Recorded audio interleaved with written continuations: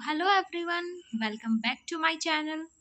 Previous lecture में हमने chapter 1 motion के एनसीईआरटी क्वेश्चंस देखे थे।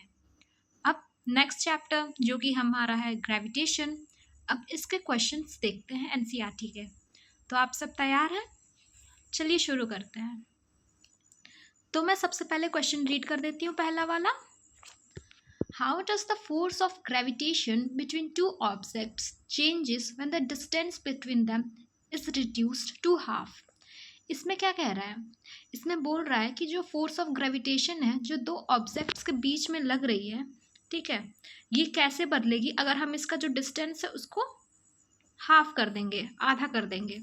ठीक है, मतलब टू मास ऑब्जेक्ट्स हैं, इनके बीच की डिस्टेंस को अगर हमने हाफ कर दिया तो जो न्यूटन्स लॉ ऑफ ग्रेविटेशन से हमने फोर्स निकाला था उसमें क्या चेंजेस आएंगे।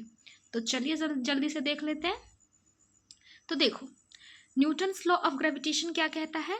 F is equal to G m1 into m2 upon में आर स्क्वायर। हमने ये प्रीवियस लेक्चर्स में पढ़ा था, जहाँ पे हमने थ्योरेटिकल क्वेश्चंस मतलब थ्योरेटिकल लेक्चर्स में हमने देखा था कि जो फॉर्मूला हमने डिराइव किया था वो क्या आया था, Gm1 m2 अपॉन में आर स्क्वायर। अगर आपने मेरे प्रीवियस लेक्चर्स नहीं देखे तो आप प्लेलिस्ट में चेक कर सकते हैं। ठीक है, वहाँ पे मैंने अच्छे से इसको डिराइव किया था, सॉल्व किया था। ठीक है, तो देखिए, तो फोर्स हमारा कितना आया था? Gm1 इंटू m2 अपॉन में आर स्क्वायर। ठीक है, तो यहाँ पर r क्या होता है? हमारा डिस्टेंस होता है। m1 क्या होता है? First mass body. m2 क्या होता है? Second mass body. ठीक है, और ये ग्रेविटेशनल फोर्स होता है। ठीक है, तो देखो, अगर हम अपने डिस्टेंस को क्या करेंगे, रिड्यूस करेंगे r/2, तो f डैश करके Gm1 इंटू m2 अपॉन में r/2 का होल स्क्वायर, मतलब हमने डिस्टेंस का हाफ किया और उसका स्क्वायर कर दिया। ठीक है, जैसा कि क्वेश्चन में कहा है, हम अभी अपने से कुछ नहीं कर रहे हैं, बस हमने अपना फॉर्मूला उठाया और फॉर्मूला के अकॉर्डिंग हमने जो डिस्टेंस था उसे हाफ कर दिया है। तो चलिए इसे सॉल्व करते हैं।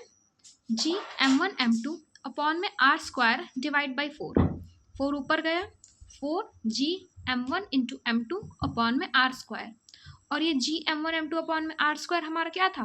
फोर्स था। ठीक है, तो यहाँ पर f की वैल्यू लिख सकते हैं। तो f डैश क्या आया हमारा? 4 टाइम्स ऑफ f। ठीक है, तो इसमें क्या देखा कि जो हमारा ग्रेविटेशनल फोर्स है वो कैसे हो रहा है? 4 टाइम्स और इंक्रीज हो गया। कब इंक्रीज हुआ? जब हम डिस्टेंस हाफ कर दी तब।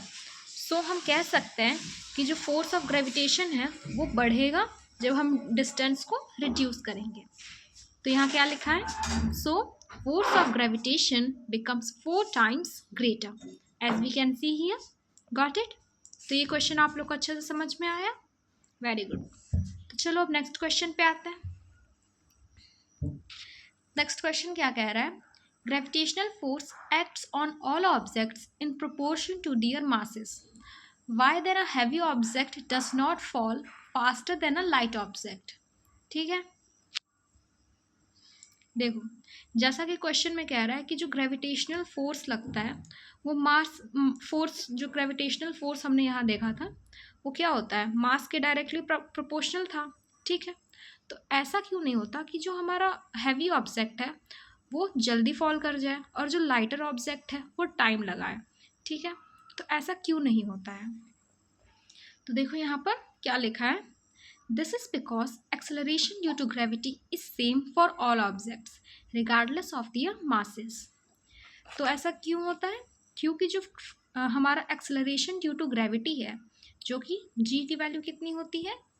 9.8 मीटर पर सेकेंड स्क्वायर, वो क्या है? सारे ऑब्जेक्ट्स के लिए सेम है। तो कोई भी ऑब्जेक्ट ऐसा नहीं होगा कि पहले फॉल कर गया या फिर बाद में फॉल कर गया, मास पे डिपेंड नहीं करता है। ठीक है, ऐसा क्यों? क्योंकि हमारी जो ग्रेविटेशनल कांस्टेंट की वैल्यू है वो क्या होती है? सेम होती है सबके लिए। ठीक है, तो हैवी ऑब्जेक्ट फेंको या फिर लाइटर ऑब्जेक्ट फेंको, वो दोनों ही क्या आएंगे? हमारे सेम टाइम पर आएंगे। ठीक है, नेक्स्ट क्वेश्चन देखते हैं। नेक्स्ट क्वेश्चन क्या कह रहा है? देखो, ये न्यूमेरिकल क्वेश्चन है, इसमें हमें फॉर्मूला का यूज़ करके क्वेश्चन को सॉल्व करना है। तो क्वेश्चन है, What is the magnitude of gravitational force between the earth and a 1 kg object on its surface? Mass of Earth हमें दिया है 6 इंटू 10⁻24 kg and radius of Earth is 6.4 into 10⁻6 metre दिया है. Got it? तो क्या बोल रहा है, हमें क्या फाइंड करना है, हमें फाइंड करना है magnitude of gravitational force. F की वैल्यू हमें फाइंड करनी है. ठीक है, किसके बीच में, अर्थ के बीच में, अर्थ जो है और अर्थ के सरफेस पे कोई ऑब्जेक्ट रखा है. ठीक है, इन दोनों के बीच में ग्रेविटेशनल फोर्स फाइंड करना है. ठीक, तो जी की वैल्यू हमें गिवन है, मास ऑफ अर्थ ये गिवन है, मास ऑफ बॉडी जो अर्थ के सरफेस पे लिखा है 1 kg and radius of Earth is 6.4 into 10⁻6 metre. तो चलिए अब इसे सॉल्व करते हैं. So from Newton's law of gravitation F is equal to G m1 into m2 upon में is r square. Then put the values. F is equal to 6.67 into 10 power minus 11 into 6 into 10 power 24 into 1 divide by 6.4 into 10 power 6 का whole square. इसको solve किया तो हमारी gravitational force की value क्या आई, 9.78 Newton, जो कि नियरली हमारे मैग्नीट्यूड ऑफ ग्रेविटेशनल फोर्स के ही इक्वल है, जो कि 9.8 न्यूटन होता है. ठीक है, तो हमें जैसे कि पता ही है कि कोई भी ऑब्जेक्ट अगर अर्थ के सरफेस पे है तो उस पर कितना ग्रेविटेशनल फोर्स लगता है, 9.8 न्यूटन. और हमने एक क्वेश्चन सॉल्व किया तो वो भी इतना ही आया, कितना आया, 9.78 newton, which is nearly equal to magnitude of gravitational force. Got it? So let's read our next question. I hope आप लोग को समझ में आ रहा होगा. अगर आप लोग को समझ में आ रहा है तो लाइक, सब्सक्राइब और शेयर ज़रूर करिएगा. तो चलिए नेक्स्ट क्वेश्चन देखते हैं हम. The Earth and the Moon are attracted to each other by gravitational force.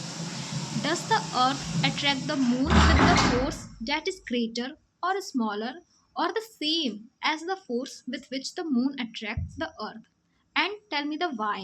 ठीक है, इस क्वेश्चन में देखिए सबसे पहले क्या कह रहा है कि जो हमारा अर्थ है और मून है वो एक दूसरे को अट्रैक्ट कर रहे हैं ग्रेविटेशनल फोर्स की वजह से. ठीक है, तो इसमें पूछ रहा है कि जो अर्थ है वो मून को कैसे अट्रैक्ट करेगा, ज़्यादा अट्रैक्ट करेगा या फिर स्मॉलर अट्रैक्ट करेगा या फिर same as with which the Moon attract the Earth, या फिर जितना मून अट्रैक्ट कर रहा है अर्थ को उतना ही अर्थ भी अट्रैक्ट करेगा मून को. ठीक है, और इसमें पूछ रहा है कि कैसे. ठीक है, तो देखो, the Earth and moon attract each other with same force.